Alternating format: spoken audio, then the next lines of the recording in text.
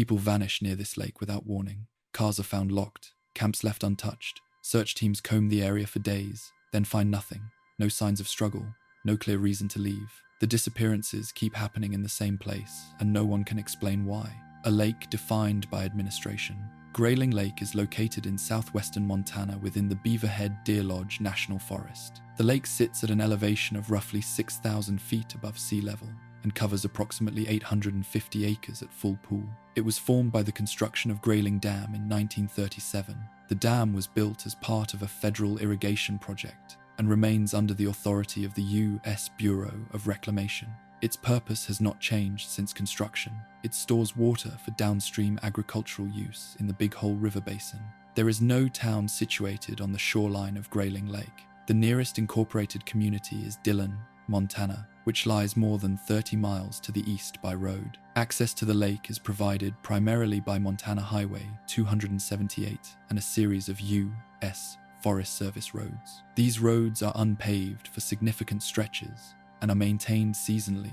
Road conditions vary depending on weather, snowmelt, and maintenance schedules. The land surrounding Grayling Lake is federally managed public land. Recreation is permitted under U.S. Forest Service regulations. Montana Fish, Wildlife, and Parks manages fishing access and maintains several designated campgrounds. Vault toilets and posted rules are present, but there are no electrical hookups, potable water systems, or permanent on-site staff. Camping outside designated areas is permitted under dispersed camping rules. Cellular service around Grayling Lake is limited. Coverage maps published by major carriers indicate partial or no service in many sections of the forest surrounding the lake. Emergency communication depends largely on satellite devices, radios, or physical travel to areas with signal coverage. This limitation is noted in Forest Service visitor guidance, but is not associated with specific incidents in public signage. Weather conditions in the area are documented by nearby National Weather Service reporting stations. Records show that temperature fluctuations are common throughout the year. Summer daytime temperatures may reach the 70 seconds or low 80 seconds Fahrenheit, while nighttime temperatures can drop significantly. Thunderstorms occur seasonally and may develop rapidly. Wind conditions on the lake can change within short time frames, particularly during frontal passages. Grayling Lake has no permanent ranger station. Law enforcement jurisdiction falls under Beaverhead County for criminal matters and search coordination. The Beaverhead County Sheriff's Office is responsible for initiating search and rescue operations when required. Search and rescue teams in the county consist largely of trained volunteers. Activation depends on the nature of the report, available resources, and prevailing conditions. There is no centralized public database dedicated solely to disappearances or unresolved incidents associated with Grayling Lake. Records are maintained by agency and jurisdiction. Forest Service activity logs, county incident reports, and state-level summaries are stored separately. These documents are organized by date, location, and administrative category, rather than by geographic landmark. Annual reports produced by the Beaverhead Deer Lodge National Forest include summaries of search and rescue activity across the entire forest. These reports typically list the number of responses conducted within a calendar year. They do not routinely provide detailed narratives. Outcomes are often summarized using standardized language that reflects operational status rather than personal detail. Montana Fish, Wildlife, and Parks publishes annual recreational use estimates for managed lakes and campground. These estimates indicate that Grayling Lake experiences seasonal visitation peaks, particularly during fishing season. Weekday visitation is generally lower than weekend use. Winter access is limited due to snow accumulation and road conditions. Ice fishing occurs sporadically depending on seasonal weather patterns. The physical layout of the area is documented through U.S. Geological Survey topographic maps and Forest Service travel maps. These maps show a network of trails, roads, and waterways surrounding the lake.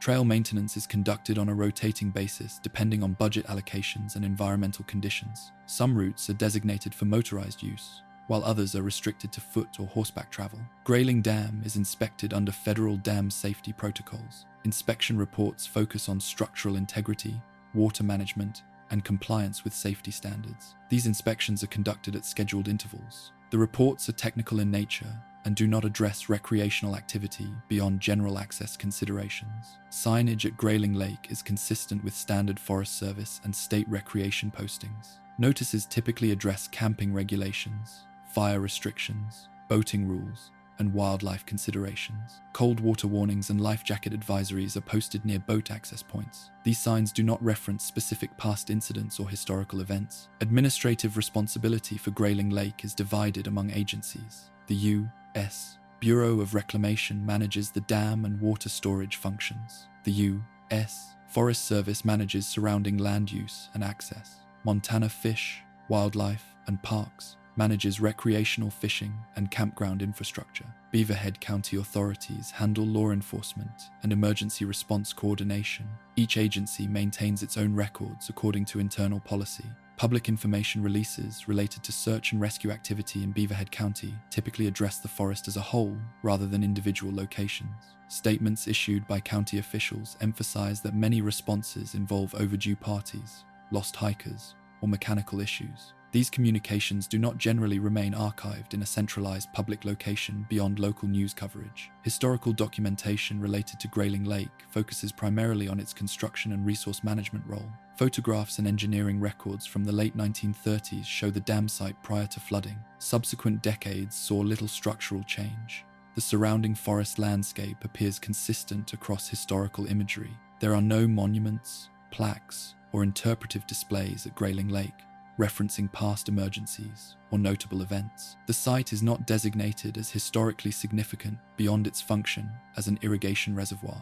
Its inclusion in recreational guides is based on fishing opportunities and access rather than historical narrative. What defines Grayling Lake in official records is its administrative function. It exists within a framework of land management, water storage, and permitted recreation. Activity in the area is recorded when it intersects with agency responsibility. When it does not, it leaves little trace in public documentation. The lake continues to operate under the same management structure established decades ago. Inspections occur, roads are graded, campsites are opened and closed seasonally, reports are filed when required. Outside of those processes, the area remains largely unchanged, defined more by jurisdictional boundaries and record-keeping practices than by documented events. Records without a center. In the United States, responsibility for documenting incidents in remote recreation areas is divided across multiple layers of government. Each layer maintains records for its own purposes. There is no single national system that consolidates all disappearance reports, search operations, or unresolved cases by geographic feature. Instead, information is stored according to jurisdiction, agency role, and administrative category. At the county level, sheriff's offices are typically the lead authority for search and rescue coordination. In Montana, this responsibility rests with county sheriffs under state law. When a report is received, the incident is logged as a county case. The record includes the date, reporting party, general location, and actions taken. These files are retained according to county record-keeping schedules. They are not indexed by lake, trail, or landmark. State agencies maintain separate documentation. Montana Fish, Wildlife, and Parks records incidents that occur within the scope of its managed facilities and programs. These records focus on recreation management, boating compliance, wildlife interactions, and facility use. They are not designed to track disappearances unless a violation of state regulations is involved. When such records exist, they remain internal unless released through a formal request. The U.S. Forest Service maintains activity logs and annual summaries for national forest land. These documents include counts of search and rescue responses, medical evacuations, and public assistance calls. Locations are often described broadly, such as by ranger district or forest unit. Detailed narratives are uncommon in publicly released summaries. The emphasis is on operational workload rather than individual outcomes. Federal land management agencies do not operate a unified incident database across forests. Each forest maintains its own records. Within a forest, districts may maintain separate files. Over time, records are archived, transferred, or summarized. Older files may be stored in physical form or migrated to digital systems with limited metadata. Access depends on archival practices rather than geographic relevance. The U.S. Bureau of Reclamation maintains records related to dam operations and water management. These records document inspections, maintenance, and compliance with safety standards. They do not track recreational incidents unless those incidents directly affect infrastructure or water operations. As a result, events occurring near a reservoir shoreline typically fall outside these files. Emergency medical responses introduce additional layers. When medical evacuation is required, ambulance services or air medical providers generate their own reports. These documents record patient care and transport details. They are protected by privacy laws and are not aggregated with search records. Their locations are referenced by coordinates or general descriptors rather than named landmarks. Local news coverage sometimes provides the only public narrative of specific incidents. Articles are published when an operation is ongoing or when officials issue a statement. These reports are time-bound.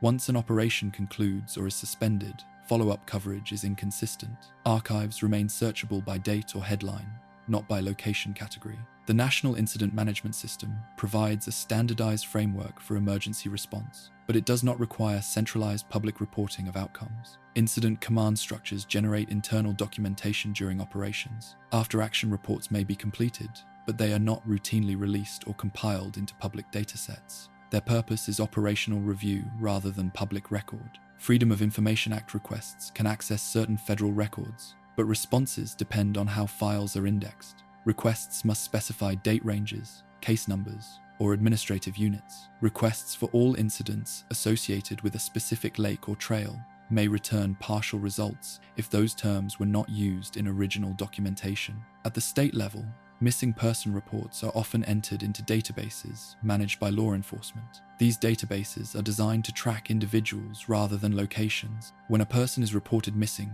near public land, the entry records last known location in narrative form. There is no requirement to tag entries to a specific geographic feature for later aggregation. Over time, this structure produces separation. A single event may generate multiple records across agencies, each capturing a different aspects. None of these records are required to reference one another. Without deliberate cross-referencing, connections remain administrative rather than spatial. Annual summaries illustrate this separation. Forest Service reports list numbers of responses. County reports list calls for service. State agencies list recreational usage statistics. None of these summaries align their categories. As a result, patterns by location are not emphasized in official documentation. Historical retention schedules further shape what remains accessible. Counties may retain search files for a set number of years before archiving or destruction.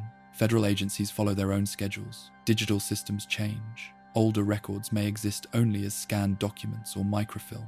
Searchability varies. This approach is consistent across many remote areas. Lakes, trails, and forest corridors are not treated as primary indexing units. Administrative responsibility defines the record, not geography. As a result, a location's history must be reconstructed indirectly through multiple sources, each incomplete on its own. Grayling Lake exists within this framework. Any incident associated with the area would be recorded according to the agency involved at the time. There is no mechanism that brings those records together by default. The absence of a centralized index does not indicate absence of documentation. It reflects how documentation is organized. Public understanding is shaped by what is visible. Visible records tend to be recent, summarized, or filtered through media reporting. Less visible records remain stored within agency systems, accessed primarily for administrative purposes. Over time, visibility fades while the administrative structure remains unchanged. This system emphasizes response over synthesis. Actions are recorded to demonstrate compliance and coordination. The result is a landscape where records exist, but their connections are dispersed across offices and databases. When searches begin, search and rescue operations on national forest land are initiated through established reporting channels. In Beaverhead County, reports typically enter the system through a 911 call, a direct call to the sheriff's office, or notification from another agency. The report may come from a family member, a camping partner, a park employee, or a member of the public who has noticed an unattended vehicle or overdue party.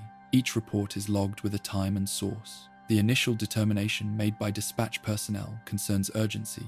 An overdue hiker, a missed check-in time, or a vehicle remaining at a trailhead beyond expected use does not automatically trigger a full search response. Deputies or coordinators gather available information. This includes the person's name, age, planned activity, last known location, experience level if known, and equipment reportedly carried. Weather conditions and daylight remaining are also noted. In Montana, county sheriffs hold legal authority over search and rescue coordination. This responsibility is defined under state statute. The sheriff or a designated SAR coordinator decides whether to initiate field operations. That decision is based on available facts rather than assumptions of outcome. Documentation produced at this stage records the decision-making process but does not assign cause. If a search is initiated, an incident command structure is established. This follows principles outlined by the National Incident Management System. Roles are assigned based on available personnel. These may include operations, planning, logistics, and safety functions. In smaller responses, one individual may fill multiple roles. The structure is documented even when operations are limited in scope. Volunteer search and rescue teams form the backbone of most field operations in Beaverhead County. Team members are trained in navigation, first aid, and search techniques. They are activated through call-out systems maintained by the county. Response times depend on availability, distance, and conditions. Volunteers arrive with personal gear and county-issued equipment as required. Federal agencies may be requested to assist depending on location and resources needed. The U.S. Forest Service often provides mapping support, local terrain knowledge, and access coordination. In some cases, Forest Service law enforcement officers participate directly. Their involvement is documented separately within federal reporting systems. The first operational phase focuses on known information. Search planners review maps, travel routes, and reported intentions. If a vehicle is involved, its location is documented with photographs and notes. Personal items visible inside may be recorded. The presence or absence of tracks is noted when conditions allow. These observations are factual entries rather than interpretations. Search areas are defined using established methods. These include last known point analysis and route-based assessment. Areas are prioritized based on accessibility and probability derived from terrain and reported plans. Search segments are assigned identifiers. Teams are briefed on boundaries and objectives before deployment. Each team logs start and end times. Environmental factors influence how operations proceed. Weather forecasts are reviewed regularly. High winds, thunderstorms, or snowfall may limit aerial support or ground movement. Daylight hours determine the pace and duration of field activity.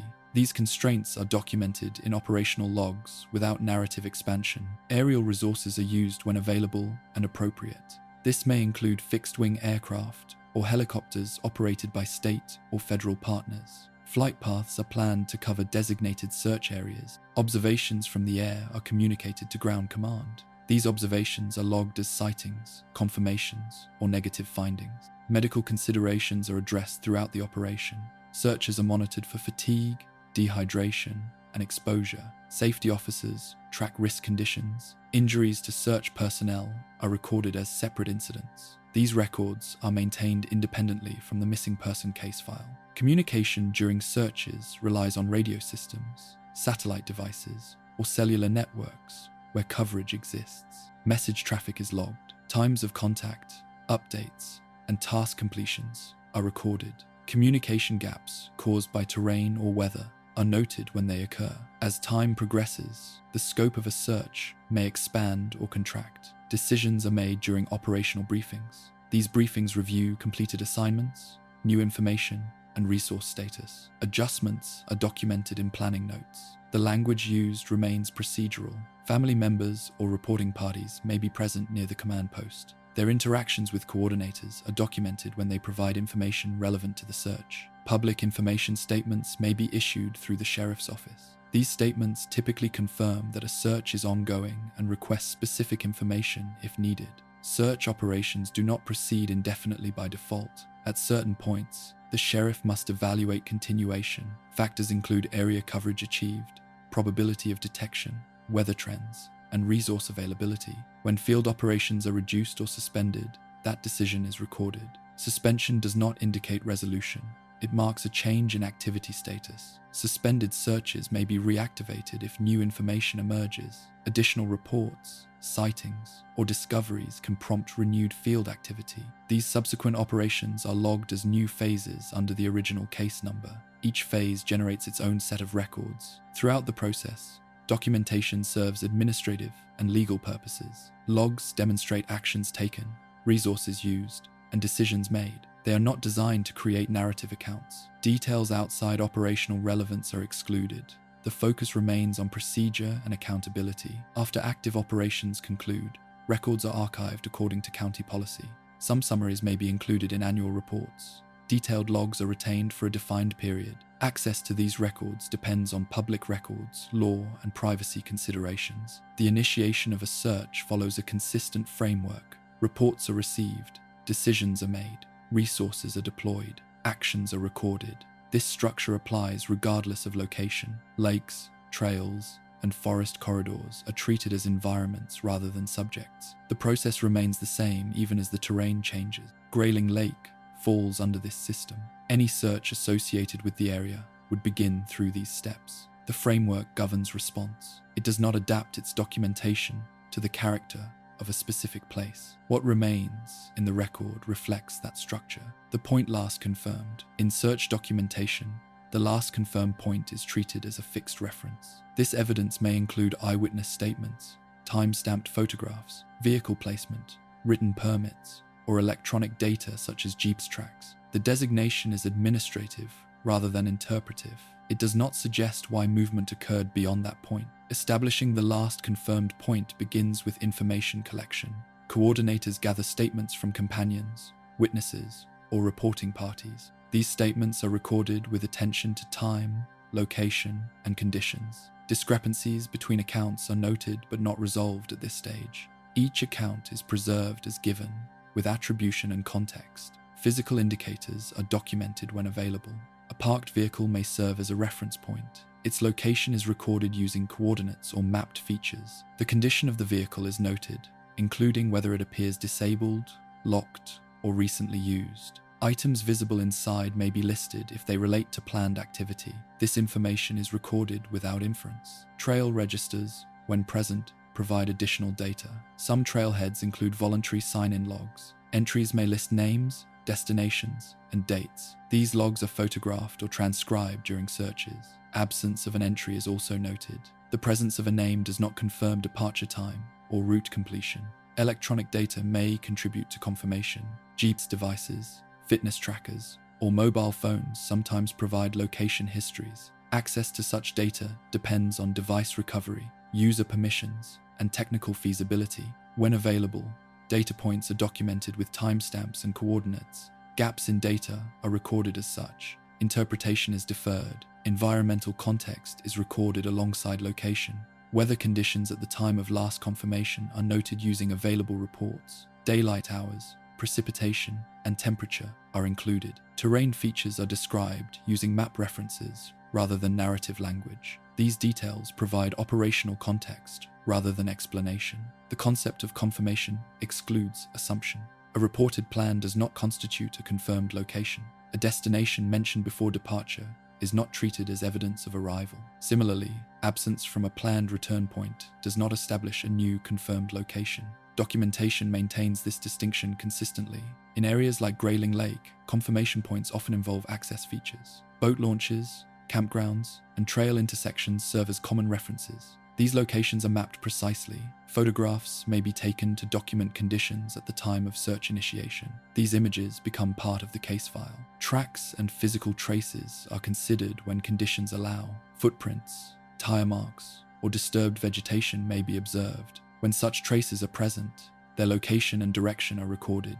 Environmental factors affecting trace persistence are noted. Wind, precipitation, and ground composition influence reliability. Observations are logged without assigning duration or intent. Witness sightings may establish confirmation points. These sightings are evaluated based on proximity, timing, and consistency.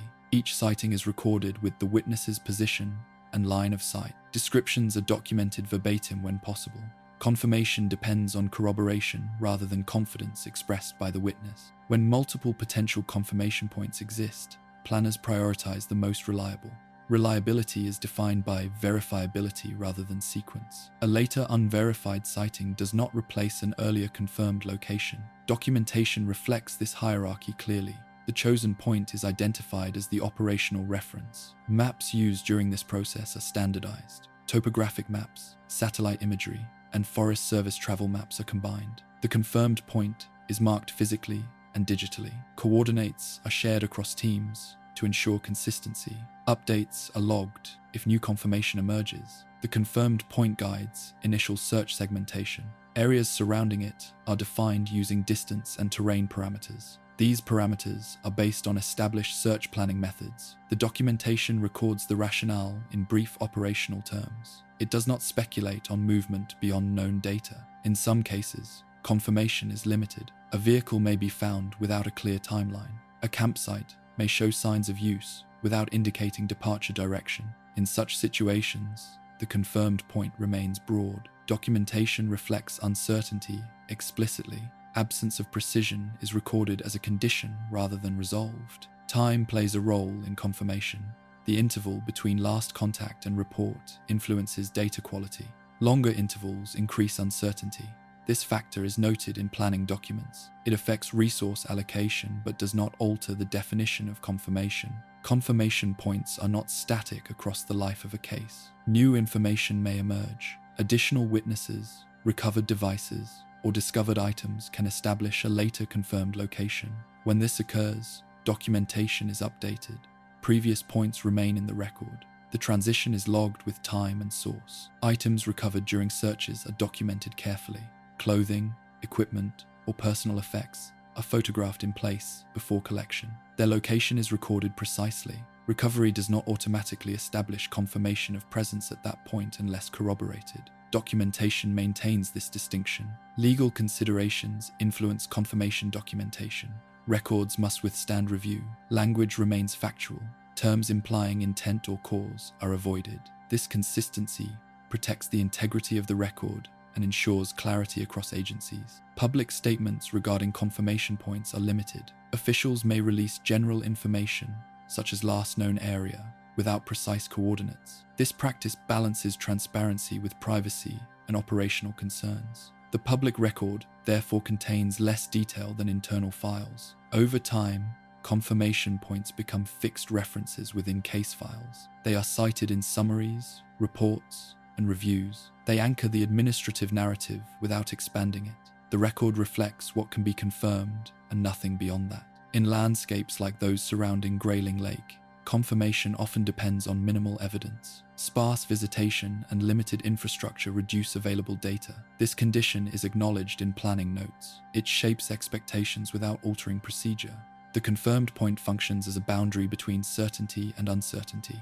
Everything before it is documented. Everything after it remains undefined until new evidence appears. This boundary is maintained consistently across cases and locations. Search operations proceed from this reference. Documentation continues to record actions taken relative to it. The confirmed point remains unchanged unless formally updated. It serves as a stable element within a system designed to manage uncertainty through structure rather than interpretation. Distance as a variable. Distance in search operations is treated as a measurable condition rather than an assumption about movement. It is defined by terrain, elevation, change, surface type, and available routes. Straight-line measurements are rarely used alone.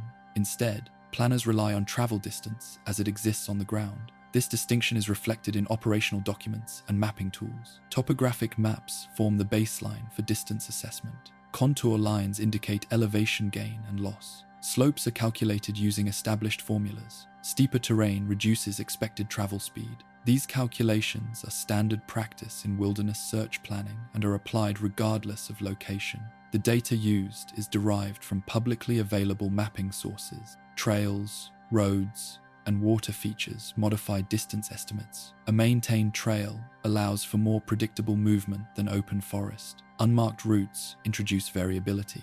Roads may be passable on foot, even when closed to vehicles. Each surface type is assigned a general travel rate based on training standards used by search teams. These rates are adjusted during planning briefings. Time is directly linked to distance. Search planners use travel time estimates to define potential movement zones. These estimates are based on average walking speeds, adjusted for terrain and conditions. They do not assume urgency or intent. The calculations are conservative. They reflect what is physically possible rather than what is expected. Elevation change plays a significant role. Ascents reduce travel speed. Descents introduce risk and may also slow movement. In areas surrounding Grayling Lake, elevation changes occur gradually but persistently.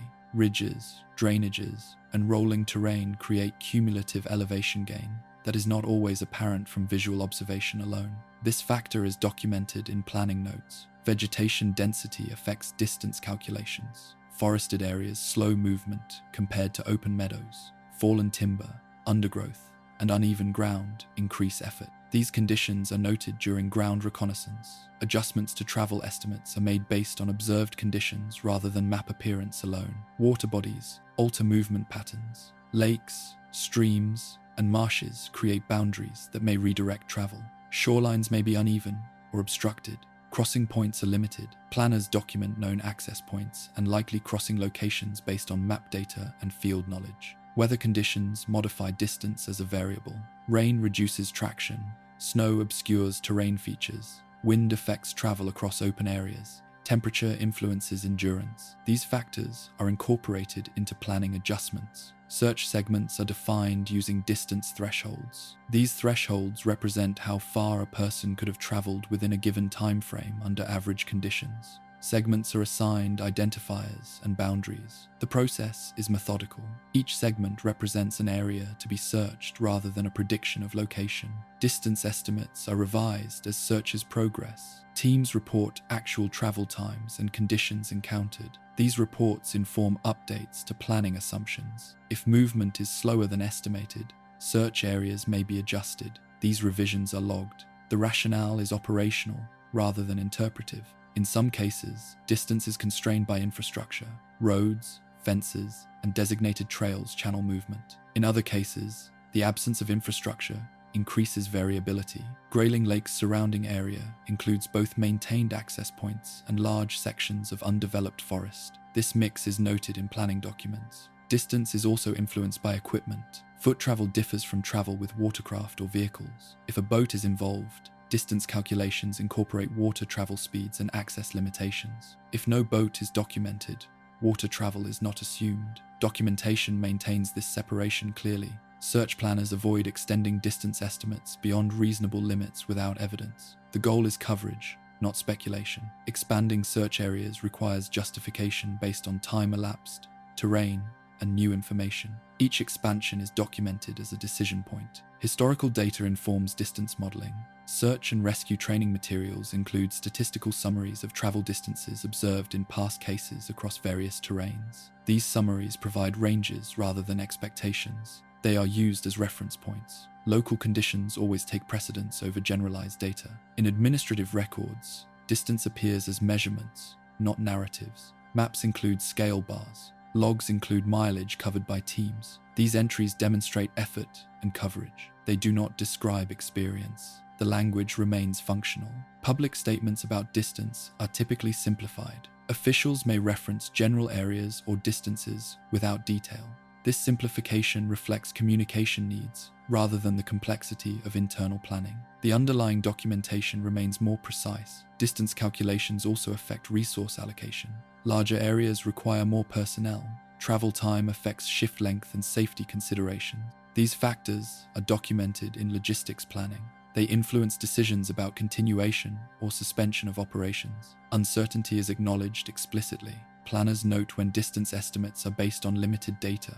These notes remain part of the record. They are not resolved unless new information becomes available. In areas with limited landmarks, distance becomes the primary organizing variable. Grayling Lake's surroundings include long stretches without distinct features. In such environments, planners rely heavily on measured intervals and terrain analysis. This reliance is reflected in mapping annotations and search assignments. Distance does not imply direction, it defines range. Directional assumptions are avoided unless supported by evidence. Search segments are therefore distributed around confirmed points according to terrain and access, rather than presumed travel path. Over time, distance calculations become part of the case file's structure. They are referenced in summaries and reviews. They demonstrate how the search space was defined and managed. They do not explain outcomes. The use of distance as a variable allows searches to proceed systematically. It provides a framework for action without requiring interpretation of intent. This approach is consistent across jurisdictions and environments. Grayling Lake, like other remote locations, is incorporated into this system through measurement. Distances are mapped, segments are assigned, coverage is logged. The lake itself does not alter the method. It exists within the same planning structure applied elsewhere. The documentation produced reflects this consistency. Distance appears as numbers, boundaries, and time estimates. These entries persist in records long after operations conclude. They represent the measurable limits of response rather than conclusions about events. Terrain that resists definition. Terrain in search documentation is recorded as a set of physical characteristics rather than a descriptive landscape. Elevation, slope, vegetation, and surface conditions are noted because they affect movement and visibility. These elements are treated as variables. They are not interpreted beyond their measurable impact on access and coverage. The area surrounding Grayling Lake is classified within the Beaverhead Deer Lodge National Forest as mixed conifer forest and open meadow. Topographic data shows gradual elevation changes, punctuated by shallow drainages and low ridgelines. There are no steep canyon walls or continuous cliffs near the shoreline. The terrain appears uniform on maps, but field reports indicate frequent minor variations that affect foot travel. Soil composition in the region includes loam and gravel with seasonal moisture changes. During snowmelt and after rainfall, sections of ground become soft or uneven. These conditions are documented during searches because they influence travel speed and footprint preservation. Dry conditions reduce trace visibility. Wet conditions alter movement patterns. These observations are logged without further interpretation. Vegetation density varies across short distances. Stands of lodgepole pine create shaded areas with limited ground cover. Open meadows provide visibility but may include uneven ground and tall grass. Subalpine fir appears in denser clusters at higher elevations. These variations are recorded as navigation considerations rather than obstacles. They affect line of sight and search spacing. Downed timber is a recurring feature. Forest Service maintenance records indicate that not all fallen trees are cleared unless they block designated trails. Outside those corridors, fallen logs remain in place. Search teams document areas with heavy deadfall because movement slows and visual coverage decreases. These notes are practical. They do not attribute cause or significance. Drainages and intermittent streams cross the area. Many are not marked clearly on recreational maps. During dry periods, they may be shallow or dry. During runoff, they carry water and create soft banks. Search planners note these features because they can redirect movement or concentrate tracks. Their presence is logged as terrain detail. Trail definitions are not consistent across the area. Some trails are maintained and signed. Others exist as informal routes created by repeated use. Forest Service travel maps distinguish between system trails and non-system routes, but field conditions do not always match map designations. Search documentation records actual conditions encountered rather than relying solely on mapped information. Visibility is affected by terrain even when elevation change is minimal. Slight rises in ground can block lines of sight. Tree spacing alters how far a searcher can see laterally. These factors are measured during line searches. Team spacing is adjusted based on visibility distance rather than map scale. Adjustments are logged in operational notes. Rocky areas near the dam and along certain shorelines introduce additional considerations. Loose rock affects footing.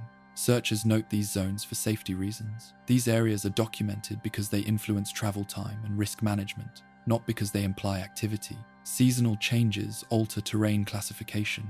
Snow cover simplifies surface variation but introduces other constraints. Depth and crust conditions are recorded when applicable.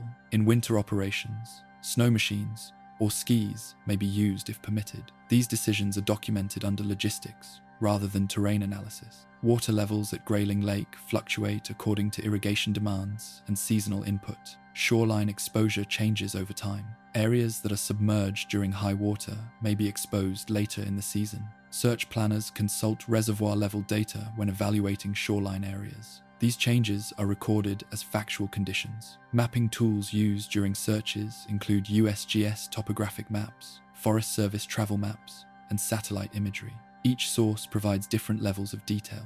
Discrepancies between sources are noted. Field verification takes precedence over map assumptions. This hierarchy is documented in planning notes. Terrain descriptions in search records avoid subjective language. Terms such as difficult or hazardous are replaced with measurable descriptors like slope percentage, vegetation density, or surface type. This practice ensures consistency across reports and agencies. It also allows later review without reinterpretation. Search segments are drawn to account for terrain variability. segment boundaries follow ridgelines, drainages, or man-made features when possible. In areas without clear boundaries, segments are defined by distance and compass bearing. These boundaries are recorded precisely. Their selection reflects practicality rather than landscape significance. In areas where terrain resists clear segmentation, coverage becomes more complex. Redundancy is recorded as coverage rather than inefficiency. Terrain also affects communication. Radio signals may be blocked by minor elevation changes or dense forest. Communication gaps are logged when they occur. These gaps influence how teams are deployed and monitored. The terrain's effect on communication is treated as an operational constraint. Historical records indicate that terrain descriptions in older case files are often minimal. Earlier documentation relied on written notes without standardized mapping. Modern cases include more precise geographic data. This shift reflects changes in technology rather than changes in landscape. The absence of dramatic terrain features does not simplify documentation. Uniform landscapes can be harder to define because they lack reference points. In such areas, coordinates and measurements replace visual markers. This approach is reflected consistently in search planning materials. Terrain assessments are updated throughout an operation. Teams report conditions encountered. These reports inform adjustments to search spacing and resource deployment. Updates are logged with time and source. Previous assessments remain part of the record. Public-facing descriptions of terrain are typically simplified. Officials may describe areas as wooded or remote without detail. Internal documentation contains the specific measurements and observations. The difference reflects audience rather than accuracy. In administrative terms, terrain is a dataset. It is composed of attributes that affect movement, visibility, and safety. It is not treated as a narrative element. This approach applies equally to well-known landmarks and lesser-known locations. Grayling Lake's surroundings fit within this framework. The terrain does not present extremes, but it does present variation. That variation is recorded methodically. It shapes how searches are conducted without altering how records are kept. The persistence of terrain features contrasts with the transience of search activity. Slopes remain, trees fall and regrow slowly. Maps are updated periodically. Search records capture snapshots of conditions at specific times. They do not attempt to define the terrain beyond those moments. What remains in the documentation is a functional representation of the land. It shows where movement was possible, where visibility was limited, and where coverage occurred. Terrain that resists simple definition is managed through measurement rather than description. This method allows operations to proceed without interpretation. It also ensures that records remain consistent across cases and years. The terrain becomes part of the administrative structure, recorded in numbers and boundaries rather than story. Objects that remain. When objects are located during a search operation, they are documented as physical evidence of presence rather than as indicators of outcome. The process for handling such items is standardized. Search teams are trained to observe first, record second, and collect only when authorized. Each step is logged in sequence. Objects encountered may include clothing, footwear, backpacks, tools, fishing gear, camping equipment, or personal effects such as wallets or phones. The presence of an object alone does not establish when it was left or under what circumstances. Documentation reflects this limitation clearly. Language remains descriptive and avoids implication. The first action taken upon encountering an object is location recording. Coordinates are captured using GPS devices when available. If GPS is unavailable, location is noted using mapped landmarks, bearings, and distance estimates from known points. This information is written into field notes and later transferred to official logs. Precision is emphasized. Photographs are taken before any movement occurs. Images capture the object's position, orientation, and surrounding terrain.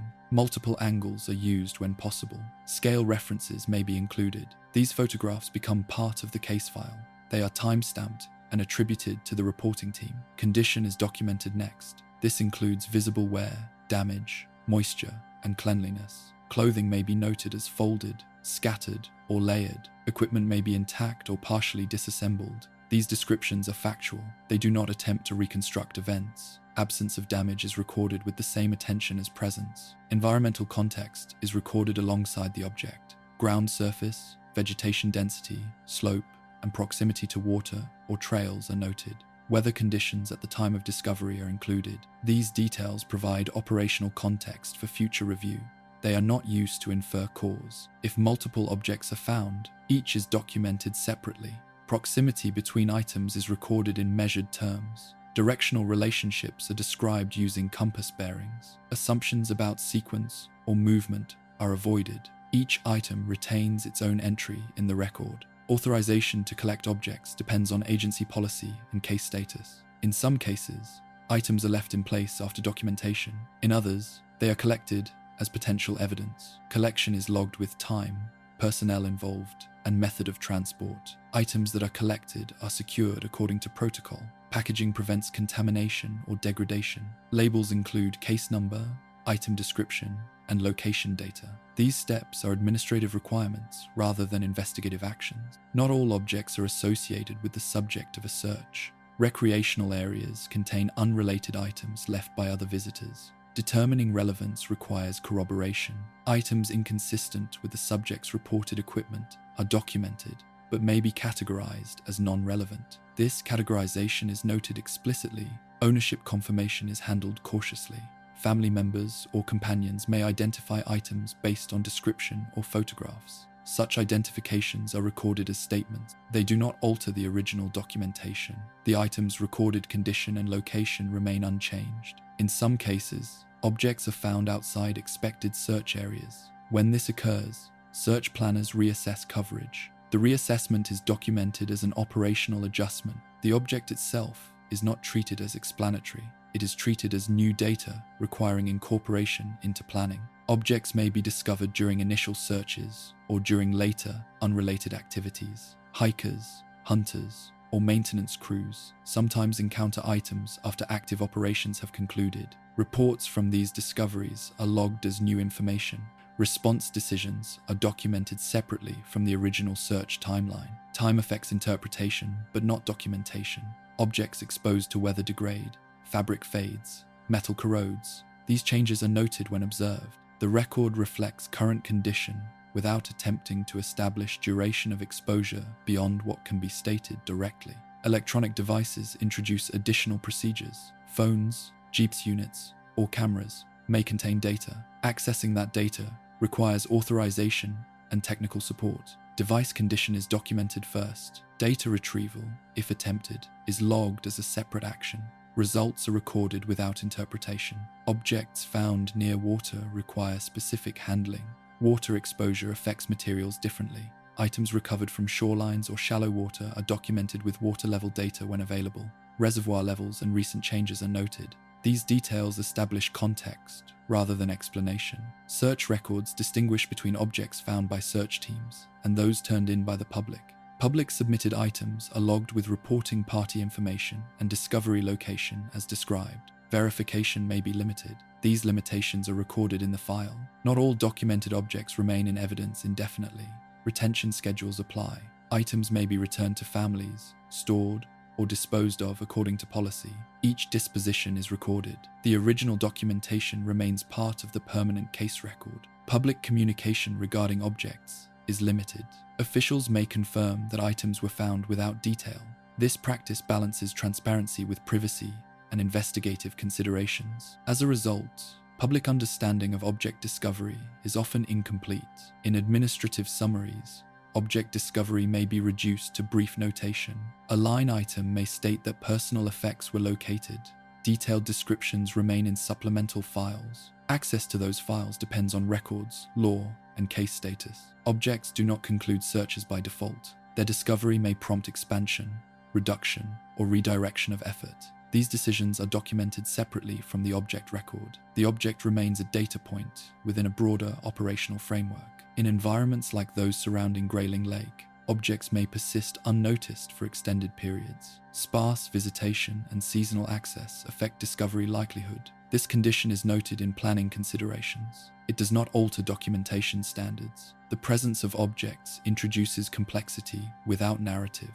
They exist as fixed points in the record. Their meaning is not assigned within operational documents. That restraint ensures consistency across cases and agencies. Over time, objects become part of the archival structure. Photographs, logs, and custody forms remain accessible long after physical items are gone. These records provide continuity without interpretation. The method for documenting objects reflects the broader approach to search records. Emphasis is placed on accuracy, location, and condition. Language remains neutral. Each entry stands on its own.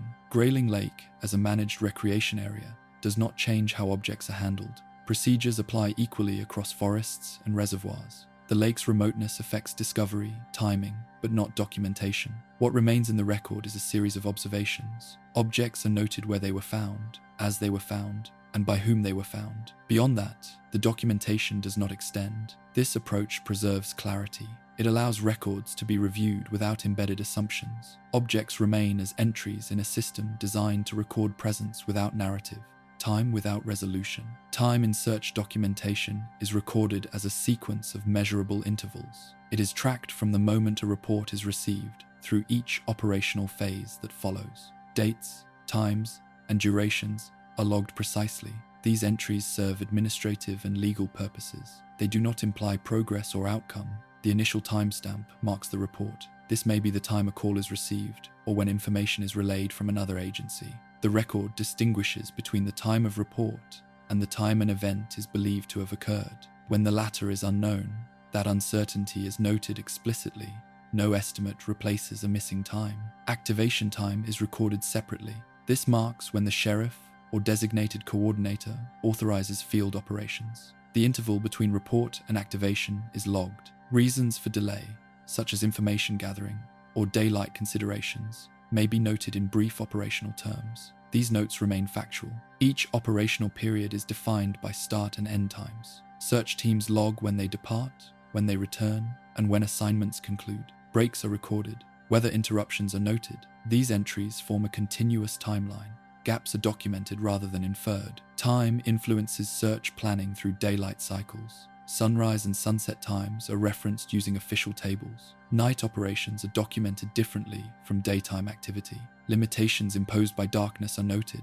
Decisions to pause overnight are recorded as safety considerations rather than conclusions. Elapsed time since last confirmed contact is tracked as a separate variable. This duration is updated as the search progresses. It is used to adjust planning assumptions related to coverage and resource deployment. The calculation is straightforward. It reflects hours or days without attaching meaning.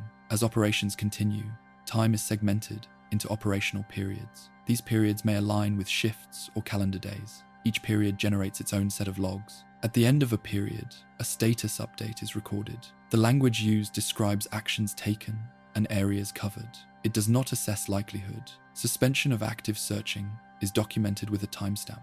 The term suspension has a specific administrative meaning. It indicates that field operations have ceased under current conditions. It does not indicate that a case is closed. This distinction is maintained consistently in official language. Reasons for suspension are recorded.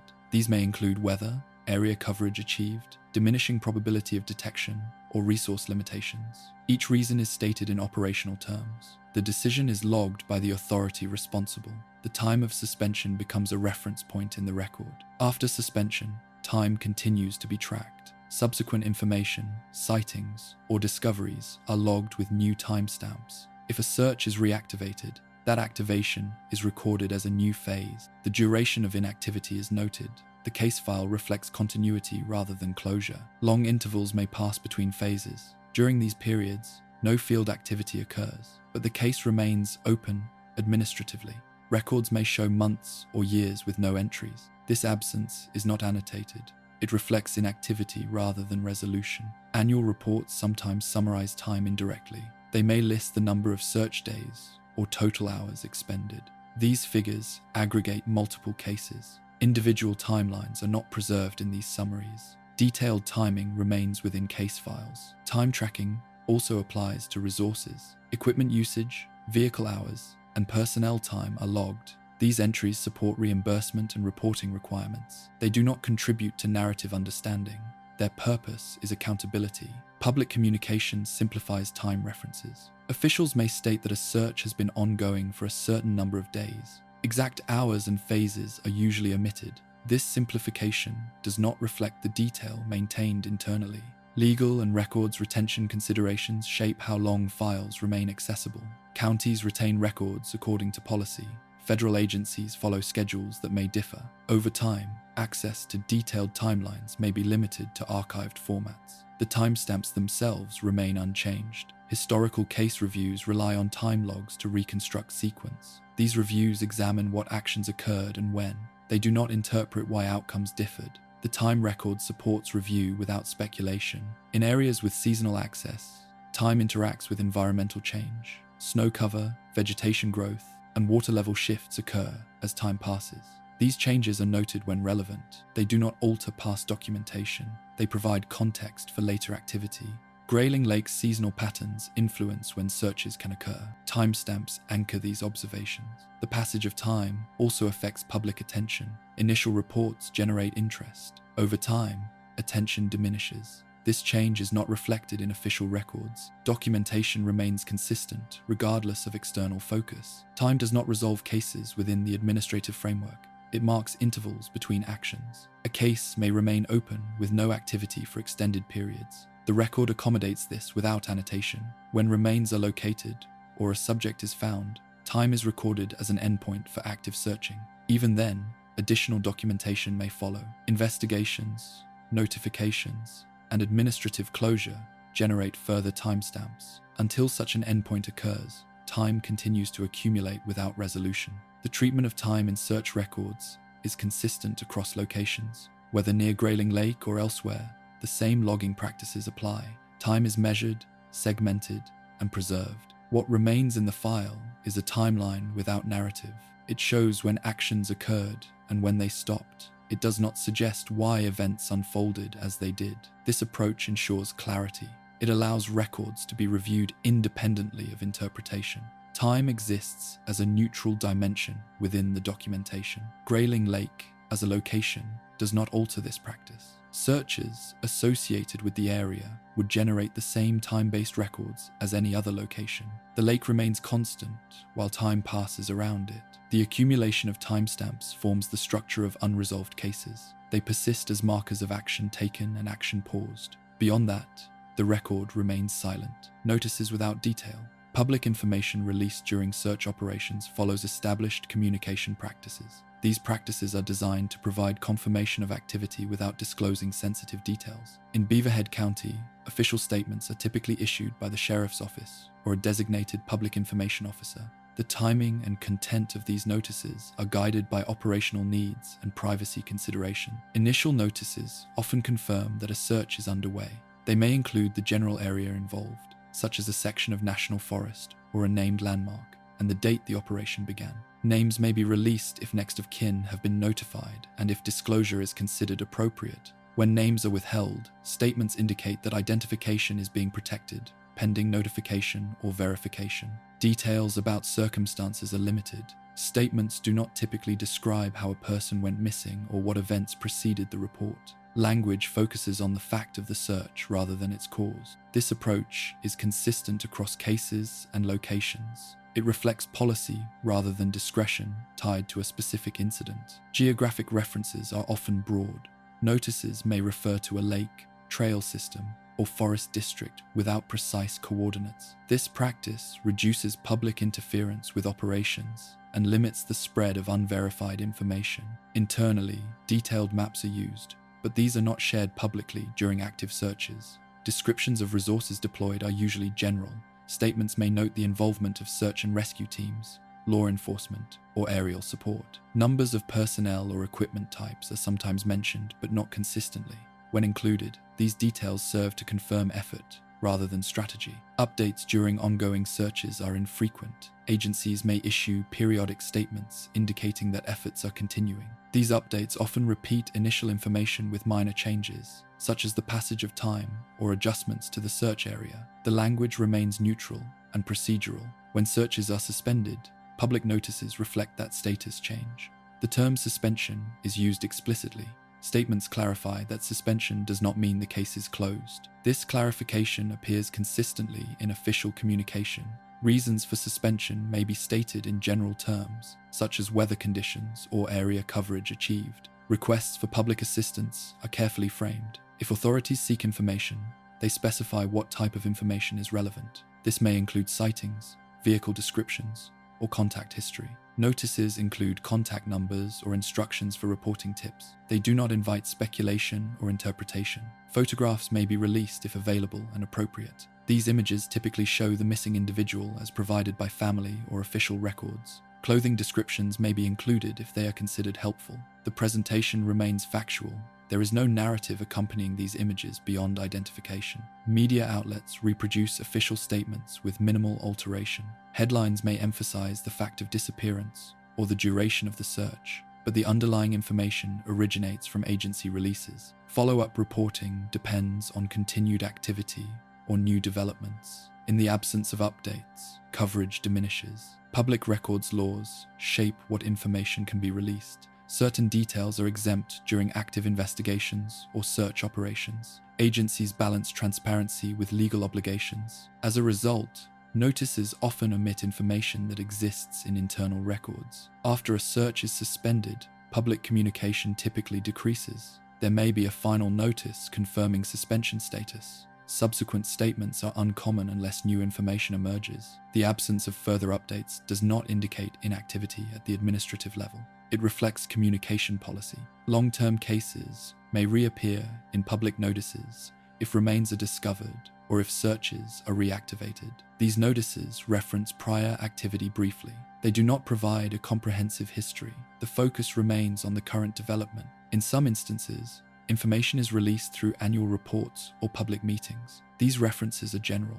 They may include counts of searches or hours spent. Individual cases are not detailed. Locations are often aggregated. Families may release their own statements independent of official notices. These statements reflect personal perspectives and may include details not present in agency communication. They are not part of the official record. Agencies do not typically comment on such statements beyond acknowledging receipt of information. The language used in notices avoids evaluative terms. Words suggesting likelihood, expectation, or outcome are absent. Phrases are standardized. This consistency reduces variation across cases and prevents misinterpretation. In regions like those surrounding Grayling Lake, notices may reference the area without elaboration. The lake's name may appear as a point of orientation. No additional context is provided. The notice assumes familiarity or treats the location as one of many within the jurisdiction. The duration of public visibility varies. Some cases receive brief attention, others are mentioned repeatedly over time. This variation depends on factors outside the documentation process, such as media interest or family advocacy.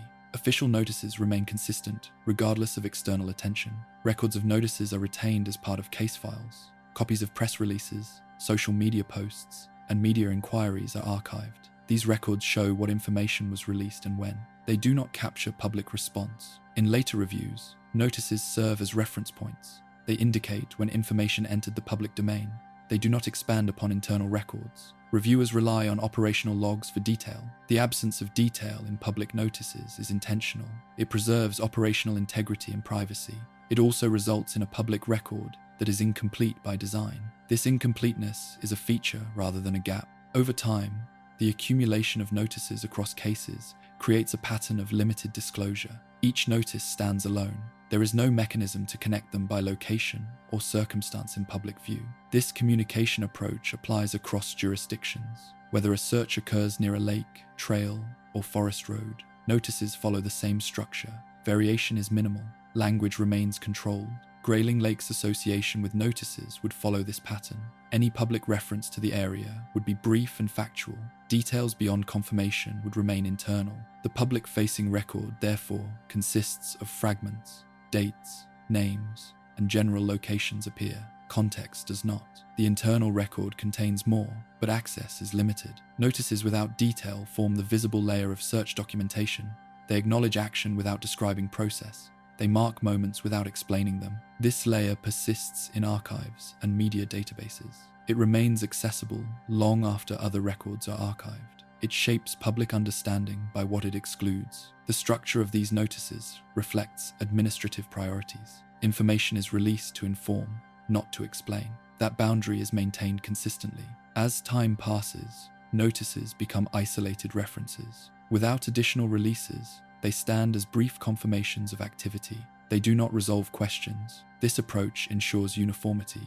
It also means that public narratives remain incomplete. The record, as presented, remains factual and restrained. Suspension as a status. In search documentation, suspension is a defined administrative condition.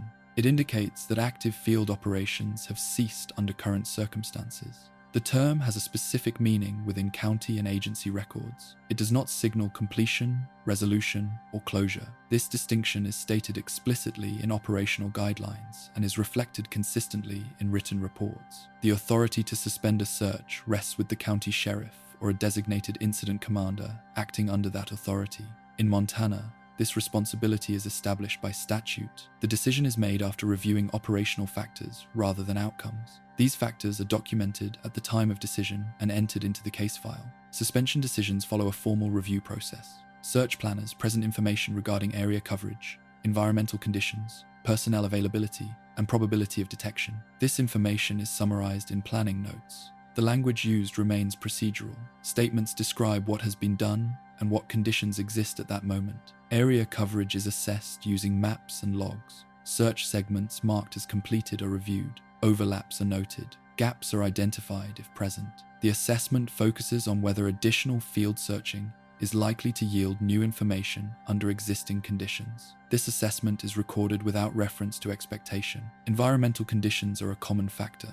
Weather forecasts, seasonal changes, and terrain limitations are documented. High winds, snowfall, flooding, or wildfire activity may limit safe access. When such conditions influence suspension, they are listed as constraints rather than causes. Resource availability is also documented. Volunteer search and rescue teams operate within limits. Personnel fatigue, competing emergencies, and equipment constraints are considered. These considerations are recorded factually. The documentation reflects capacity rather than priority. The concept of probability of detection appears in suspension records. This term refers to the likelihood that a search would locate a subject if present within the searched area. It is derived from coverage achieved, terrain characteristics, and time elapsed. The calculation is methodological. It does not assign meaning to absence. Once a decision to suspend is made, the time and date are logged. The suspension status is entered into the case file. This entry becomes a reference point for all subsequent activity. It is not accompanied by narrative explanation beyond operational notes. Public notices regarding suspension use standardized language. Statements typically confirm that the search has been suspended and clarify that the case remains open. This phrasing is consistent across jurisdictions. It reflects policy rather than discretion. Internally, suspension does not end documentation. The case remains active in administrative systems. Any new information received after suspension is logged. Tips, sightings, or discoveries are recorded with timestamps. These entries do not change status unless action is authorized. Suspended cases may be reviewed periodically. Reviews may occur during routine audits, annual summaries, or in response to new information. These reviews assess whether conditions have changed sufficiently to warrant reactivation. The outcome of each review is documented. Reactivation is recorded as a new operational phase. It does not erase the suspension entry. The record reflects continuity. Dates of suspension and reactivation remain visible. This structure preserves the timeline without reinterpretation. Suspension also affects interagency involvement. Federal or state partners may disengage operationally once active searching ends. Their departure is documented. Their records note the change in status. Coordination resumes only if operations restart. Evidence handling continues independently of suspension. Objects already collected remain in custody. Reports remain filed. No new collection occurs unless new information prompts action. This separation ensures that suspension affects field activity only. Families are notified of suspension status. Notifications are documented. The content of these communications is recorded in summary form. The tone remains informational. The record reflects that notification occurred, not the response received. Media interest typically decreases after suspension. Agencies do not issue regular updates during suspension. This reduction is reflected in public visibility, but not in administrative attention. The case file remains open. Suspension status may persist for extended periods. Months or years may pass without activity. The record accommodates this duration without annotation. Absence of entries reflects inactivity rather than closure. Retention schedules govern how long suspension records remain accessible. County policies define retention periods. Federal agencies follow separate schedules. Even when records are archived, suspension status remains part of the file. Statistical summaries often count suspended searches as unresolved. These summaries aggregate cases without detail. Individual suspension contexts are not preserved in these counts. Detailed information remains in case files. The term suspension appears consistently in documentation. Alternative terms, such as concluded or ended, are avoided. This consistency ensures clarity across agencies and over time. In later reviews, suspension status provides context. It explains why field activity stopped at a particular time. It does not explain why an outcome was not achieved. The record maintains this separation. Suspension also interacts with seasonal access. In areas like Grayling Lake, winter conditions may prompt suspension with the expectation of review in spring. This expectation is sometimes noted in planning comments. It is not treated as a commitment. When remains are discovered after suspension, documentation reflects a change in status. Recovery operations are logged separately. The suspension entry remains unchanged. The timeline reflects both phases. Suspension does not prevent continued administrative work. Records may be updated, indexed, or reviewed. These activities are logged internally. They do not alter search status. Public understanding of suspension is limited by the language used. Officials emphasize that suspension is not closure. Beyond that clarification, detail is minimal. This practice is intentional. The administrative meaning of suspension ensures that cases remain open-ended. It preserves the possibility of future action without implying expectation. This approach is consistent across search and rescue documentation. Grayling Lake, as a location within this system, does not alter how suspension is applied. Any search associated with the area would follow the same process. The lake does not influence terminology or procedure. Suspension entries remain in records long after active operations cease. They serve as markers of transition rather than conclusion. They indicate a change in activity level, not an end state. This status allows agencies to balance resource management with ongoing responsibility. It maintains accountability without requiring explanation. The record reflects what was done and when it changed. Over time, suspension becomes part of the administrative history of a case. It is referenced in summaries and reviews. It does not resolve uncertainty. It records a decision point. The clarity of suspension as a status ensures consistency. It allows cases to remain open without action. It preserves documentation integrity without narrative expansion. In the absence of new information, suspension persists. The record remains unchanged. The case exists within the system without resolution. When information returns, after a search has been suspended, the case remains active within administrative systems. Any new information received is logged as it arrives. This information may come from members of the public, other agencies, or routine activity unrelated to the original search. Each report is treated as a new entry rather than a continuation of prior field operations. Incoming information is documented with time and source. The reporting party's contact details are recorded when available.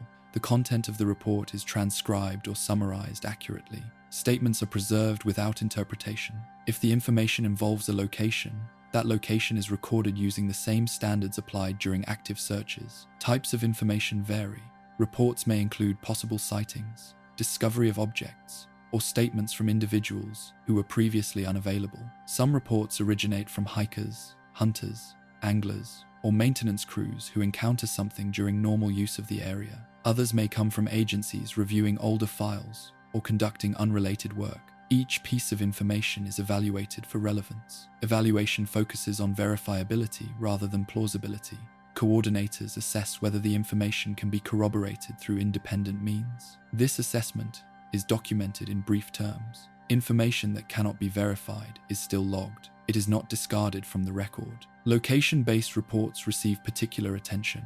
If a report references a specific place, planners compare it to previously searched areas. Maps and prior logs are consulted. The relationship between the new location and earlier search segments is documented. This comparison is factual and does not assign significance beyond overlap or distance. Time is considered in relation to the new information. The interval between suspension and report receipt is recorded. Longer intervals may affect conditions on the ground, but they do not change documentation standards. The record notes elapsed time without drawing conclusions from it. When information involves physical discovery, procedures mirror those used during active searches. Location is recorded, photographs are taken when possible, condition and context are documented. Authorization is sought before collection.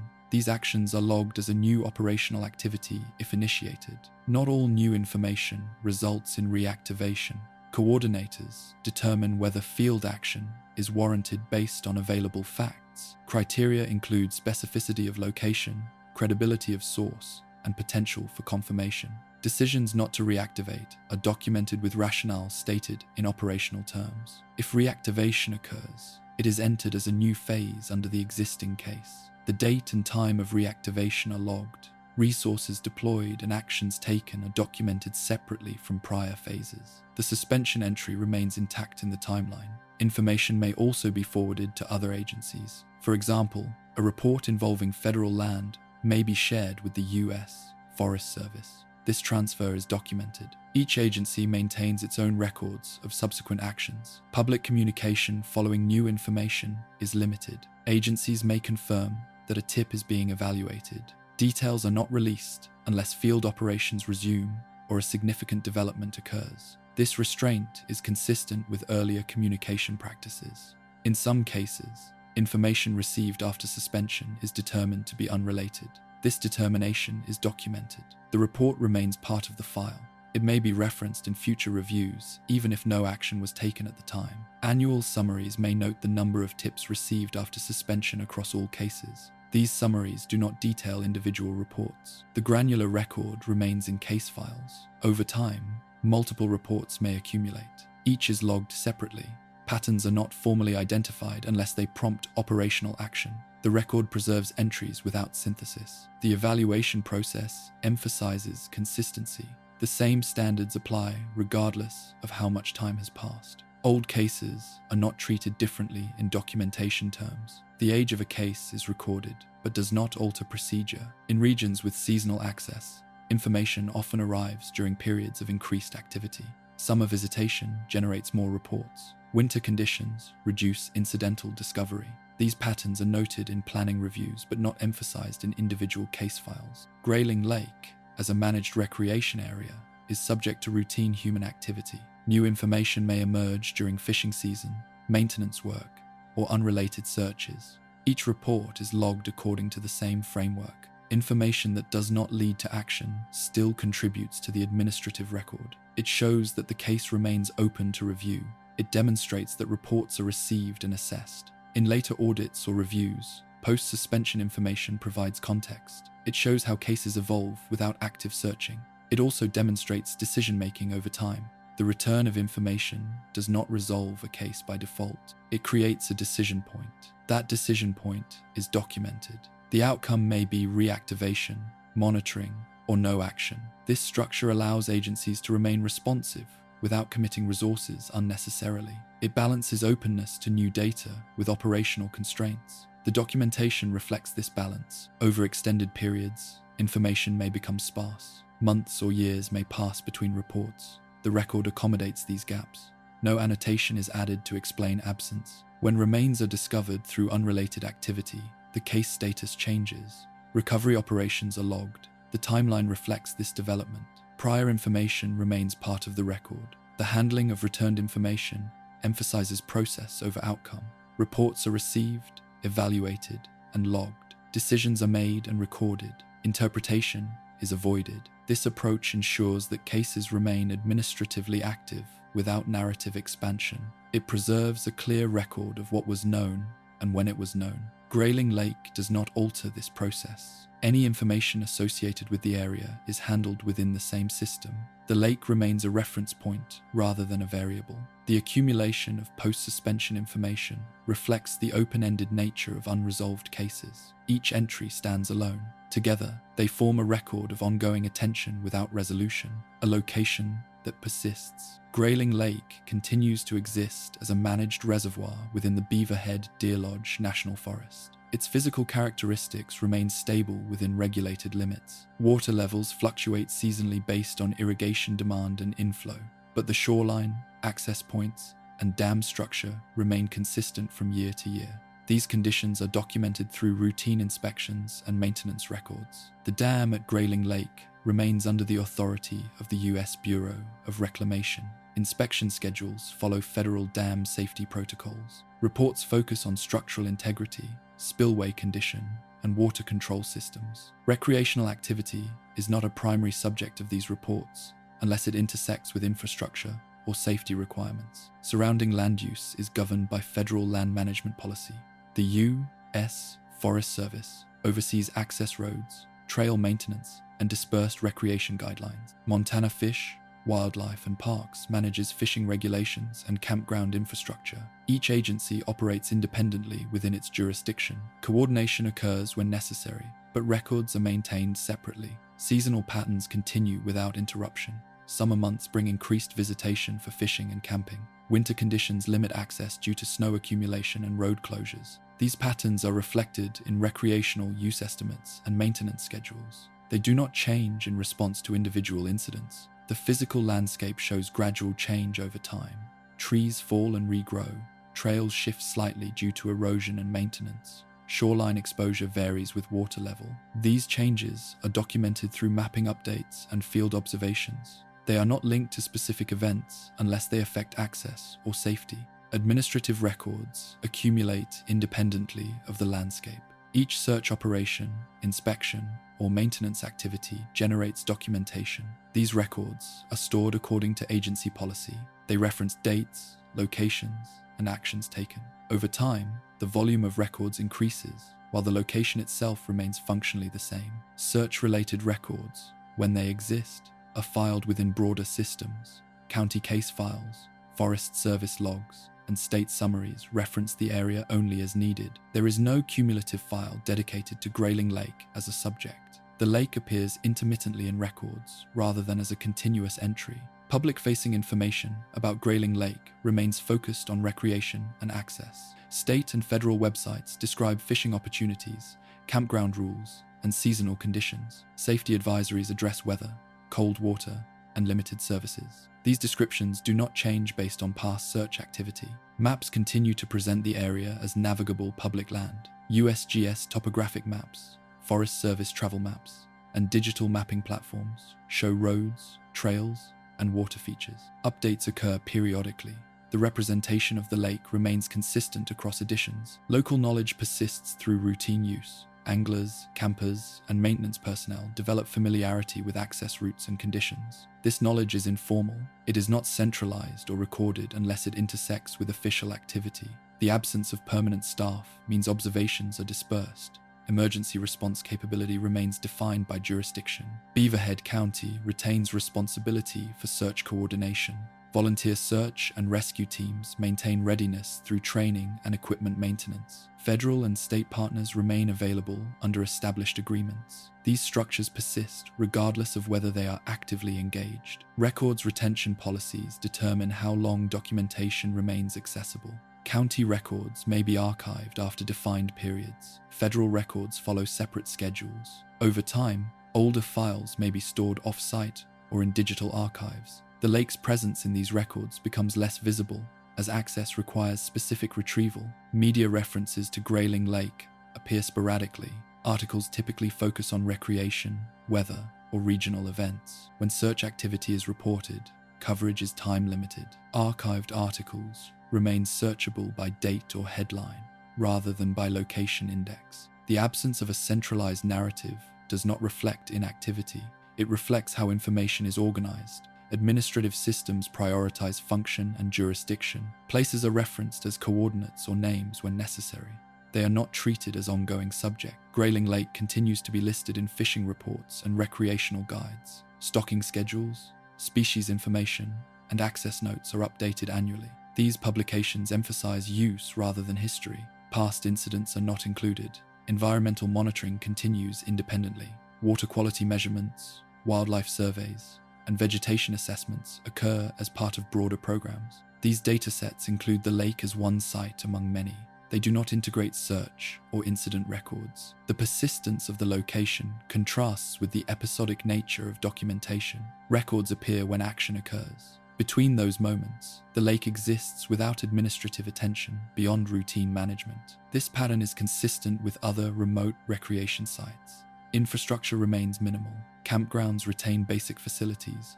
Roads are graded as schedules allow. Signage is replaced when damaged. There is no expansion of services or permanent staffing planned in current management documents. Visitors arrive without reference to prior records. They consult maps, regulations, and weather forecasts. Their interaction with the landscape is immediate. It does not reflect accumulated documentation stored elsewhere. From an administrative perspective, the lake functions as a fixed reference point. It is used to orient actions when needed. It does not accumulate meaning within records beyond its name and coordinates. Search case files, when reviewed individually, may reference the lake. Those references do not connect unless actively cross-referenced. Over time, such connections are not made by default. The administrative structure does not support aggregation by place. This separation ensures consistency. It allows agencies to manage land, water, and emergencies without maintaining place-based histories. The result is a landscape that remains administratively neutral. Grayling Lake's continued use and management demonstrate this neutrality. The lake supports irrigation, recreation, and wildlife habitat. These functions proceed regardless of past documentation. The physical environment remains observable. The water reflects seasonal light. Forest cover changes slowly. Access points remain marked. These elements persist without reference to records. Documentation continues to accumulate elsewhere. Logs, reports, and summaries are filed. They remain accessible according to policy. They do not alter the lake's management or appearance. The relationship between place and record remains indirect. Records describe actions taken at specific times. The place remains unchanged by those descriptions. This structure defines how unresolved cases coexist with ongoing use. The lake does not become a repository of meaning within administrative systems. It remains a location within a larger framework. As years pass, the landscape continues to function. Visitors come and go. Agencies maintain oversight. Records remain archived. Grayling Lake persists as a physical site governed by routine management. It exists independently of the files that reference it. The administrative system records actions when required. The place itself remains constant. The accumulation of records does not alter the lake. It continues to be accessed, managed, and mapped in the same way. This persistence defines the final condition. The lake remains present. The records remain separate. Both continue without convergence. If you found this video interesting, consider subscribing for more videos like this. Thank you for watching, and I'll see you in the next one.